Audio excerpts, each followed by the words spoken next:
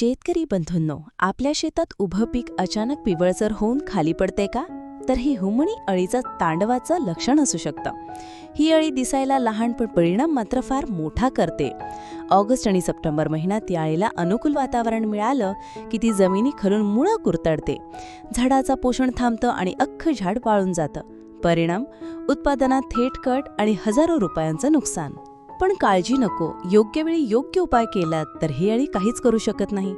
उपाय जाणून घेण्या अगोदर आपणास नम्र विनंती की आमच्या स्टेप ग्रो ऑर्गॅनिका यूट्यूब चॅनलला सबस्क्राईब आणि फेसबुक पेजला फॉलो नक्की करा.